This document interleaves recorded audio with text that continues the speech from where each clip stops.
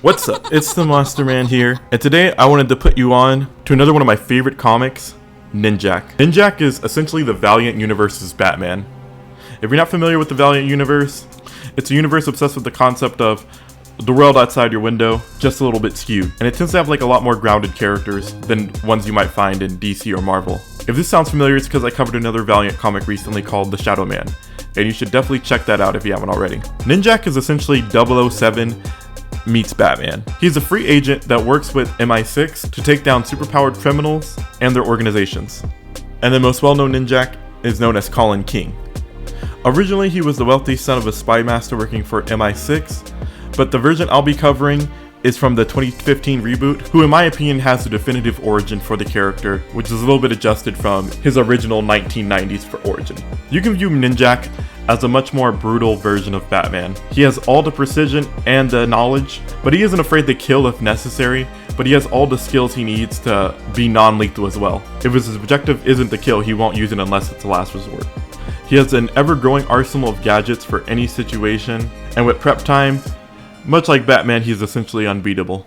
Ninjak has literally beaten Exo Man of War multiple times, and if you don't know, Exo Man of War is considered at his peak to be the strongest in the Valiant universe, and he is essentially Valiant Superman. And don't think he's only a match for him using stealth tactics. He has fought in Exo Man of War multiple times in full armor and either stalemated or won against him. But the similarities don't end there. He actually has quite the similar backstory on how he became Ninjak, and I think you'll notice right away the parallels to Batman. As a kid, Colin grew up on an estate.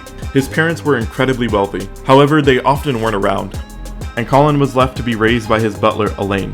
And I'm sure that sounds a little bit familiar. However, his parents weren't exactly dead, but that doesn't mean his situation was any less difficult than Bruce Wayne's.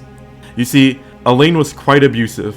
Elaine would lash out against him violently if he ever did anything that Elaine didn't approve of. This abuse led to violent tendencies in Colin, as he started plotting ways to kill Elaine for the abuse that he forced upon him. And this is where we can see the cultivation of Colin's intellect. His first attempt to kill Elaine was to try to poison his tea, but because he was young and naive, he couldn't keep the grin off his face when Elaine tried to go for a sip of the tea. And this led to a brutal beating by Colin. Much like Batman, Colin is a natural genius, and we can see this when he, from a young age, rigs an RC car to explode in Elaine's face. This incident led to Colin's first attempt to run away from home. Being a child who didn't have much knowledge of the world, he didn't get very far, and he essentially stayed in the outskirts of the estate to stay out of reach of furious Elaine to protect himself. And this is where he got his earliest bits of training and survival. He crafts himself a makeshift bow and arrow and hunts and gathers for his sustenance for several months. He only returns home when he sees his parents have returned home, and he figures Elaine won't kill him in front of his parents. This survival incident did harden him a bit, as he tells Elaine to never touch him again as he walks in to confront his parents. His parents pretty nonchalantly address that Elaine says that he's been acting out, and Colin lets it slip that he has, and he's been doing experiments in the safe room. This is, however, a lie. We can see the mentality that leads to him becoming a great spy. He was never in the safe room because he doesn't know how to access it. He manipulated his dad so that he would go and check the safe room. And from there, after watching where his dad enters the safe room, he figures out how to enter it himself, now having access to all the weapons and disguises he would ever need. This gives Colin a renewed sense of confidence. He doesn't as easily let Elaine abuse him from that point. He even gets the confidence to leave the estate when his parents leave, going out into the world, and it's implied that he learns several languages from his travels in his teenage years, as he does meet and fall in love with a girl in France during this time. He eventually comes home and he sees his parents drunk out of their minds, and Elaine beats him again for leaving home, essentially telling him that he doesn't want him to end up like his parents. This sneakily reveals that Elaine does have some level of caring,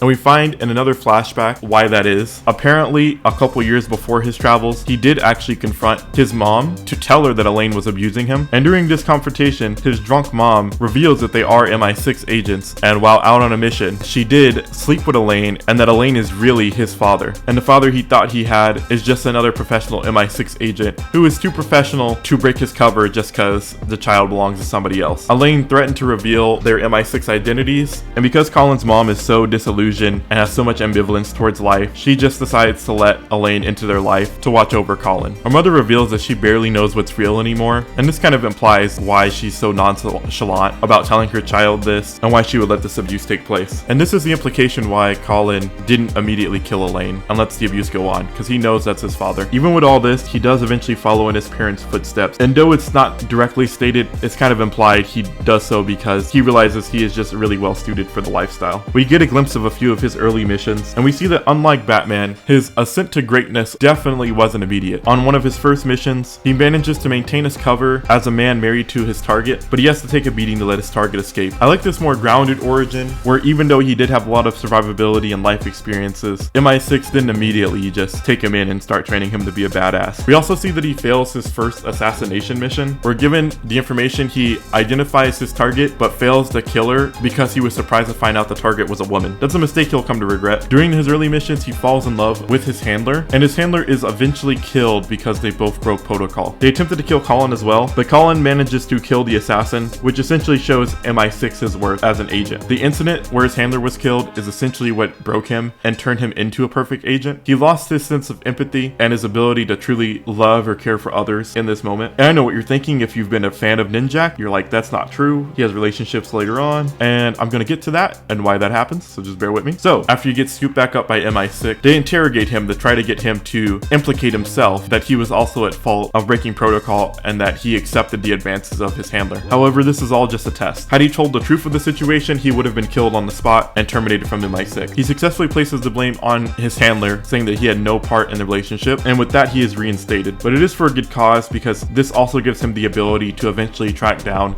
the assassin who took out his handler and get revenge for it once and for all. Once he's reinstated at MI6, he gets his new partner, Neville Alcott. Neville Alcott is also a trained spy for MI6, and he serves as Ninjak's handler. And it's from this point that Ninjak begins his journey that actually leads him to becoming Ninjak. And this highlights one of the great things about this book, because from here, the story leaves a lot of gaps where you can question things or add things in later, which I think makes great writing because there's always something to reveal with Ninjak. As I stated before, he is part of the ninja program, but when did that program start and when did they initiate him into it? It isn't expressly stated, but I believe that Ninjak was set up to meet the undead monk as part of his ninja training. But let me give you a rundown of that mission and you tell me what you think in the comments below. We find out that Neville is married, but he did have a fling with Colin's old handler. And this is why he wanted to be paired up with Colin, so that he could also get revenge for the old handler's death. After running a few missions, they eventually track down the assassin that Colin failed to kill. The assassin he's looking for is actually in the temple of the undead monk, who is somewhere near Kathmandu. Now, who is the undead monk? And this is where we get into the element of mysticism. The undead monk is a psychic monk who's implied to have lived for over 100 years, instead of suspended animation due to his deep meditation. He's called the undead monk because he does not appear to sleep, eat, or even breathe at times. And the only reason people know he's alive is due to the psychic communication that takes place. The undead monk seems to have been put in place by Master Dark though. So many of his powers may be magical in nature instead of being a harbinger, like most psychics are in the Valiant universe, but it's a bit unclear. We do know Master Dark has a part in this. If you don't know who Master Dark is, check out my video on the Shadow Man, but he's essentially the Valiant Comics evil Sorcerer Supreme. And Master Dark's hand in this is likely why a lot of the people who complete the Undead Monk's training end up evil. So why is this monk significant and where is the mystical element of this come in? Okay, so to even find the Undead Monk, you have to be missing a part of yourself. And this is where I say Ninjak was missing empathy or the ability to love. The Undead Monk takes broken people, and only the mentally broken can find the Undead Monk and hear his voice and undergo his training. Those who can hear his voice act for him, so the other monks at the monastery initiate Ninjak's training by throwing him into a pit and forcing him to crawl out of it before he can complete his training. The Undead Monk's training trains you physically and mentally to the peak of your abilities, and it's said that the Undead Monk returns to you what you've lost. And this is why I believe that Ninjak does possess the ability to love again after his training with the Undead Monk, and the ability to have empathy again, because the monk returns to you whatever trait you're lacking in yourself. Eventually, Ninjak does make it to the last stage of training, which is a death match. And of course, Colin does manage to make it out alive in one of the most savage beatings I have ever seen, where basically tears apart this man piece by piece, taking his eyes, his voice, the man's will, and then his future by destroying his nuts. It was insane. And that's one thing I'll say about this comic. The Ninjak 2015 series and the Ninja K series have immaculate art, top tier action scenes that I think anyone can get behind. After killing his opponent, Ninjak has essentially completed the monk's training, and this does bring me to another thing I want to touch on. Ninjak technically has no confirmed powers. However, I want to bring in that element of mysticism here. I do believe Ninjak did leave with powers after this fight. I believe he got an advanced healing factor, or I should say a minor healing factor, as his back was broken after this fight and he seems to recover after about a couple days. Now, what am I basing this on? Every person who completes the monk's training essentially gets powers. And that brings me to the Shadow 7, who are some of the notable enemies of Ninjak. The Shadow 7 are 7 of the top students of the monk who have been re-released back into the real world. And each of these students does appear to have powers. Labarbe seems to have an advanced intellect and is able to create technology others simply cannot make. Fakir has extra appendages. Sanguine has a demonic form with claws and teeth. Cannon appears to have superhuman strength as he's able to bust human beings through walls, which would take absurd superhuman strength if you know anything about anything.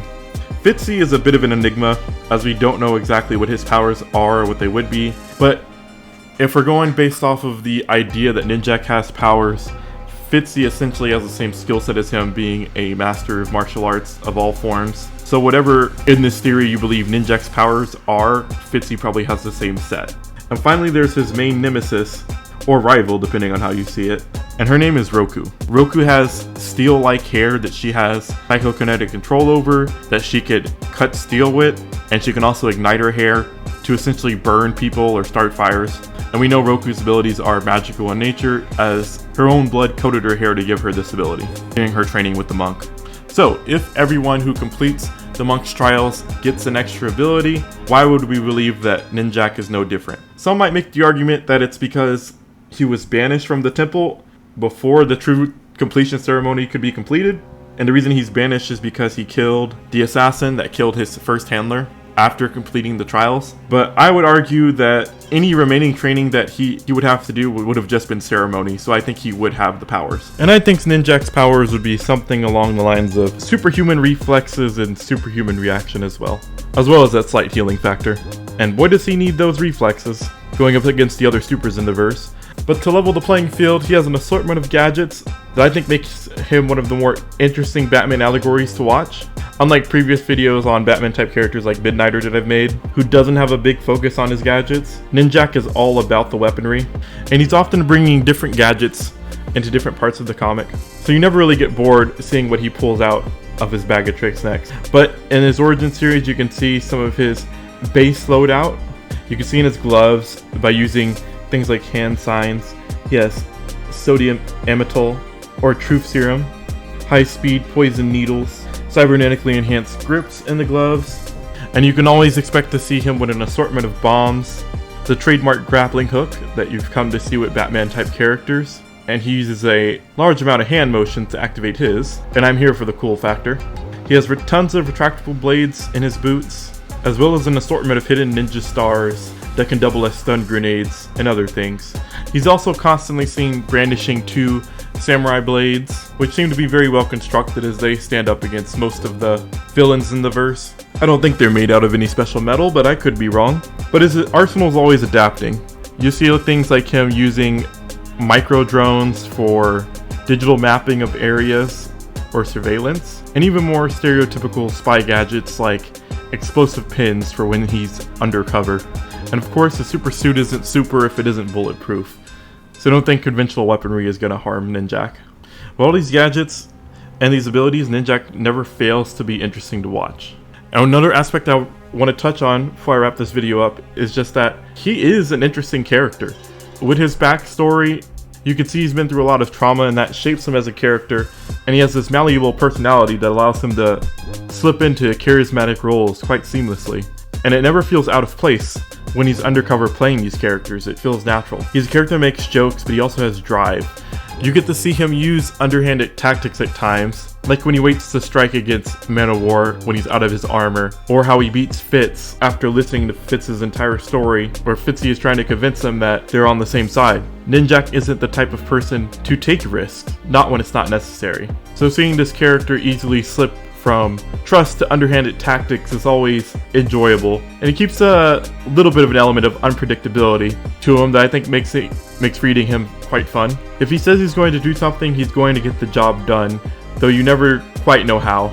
I think the writers in the Ninjak series do a good job of properly portraying the character as this cunning and interesting individual who's able to adapt and figure out schemes similar to Batman. Though I must say there's a bit less investigating in his stories. And I'm actually here for that. Keeps the pace brisk and always keeps me on my toes.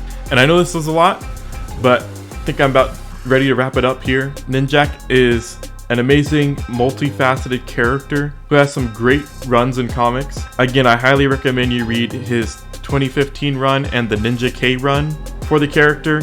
And if you decide you want more, check out Unity, where he plays a prominent role as part of Valiant Comics Justice League, essentially. You're in for a ride with a lot of action, a lot of fun, and if you're familiar with the character and love his stories as well, leave me a comment down below of some of your favorite moments. And if there's another character you want me to talk about, let me know that as well. I'm always looking for new ideas for these videos. And hey, thanks for watching. I hope you have a nice day.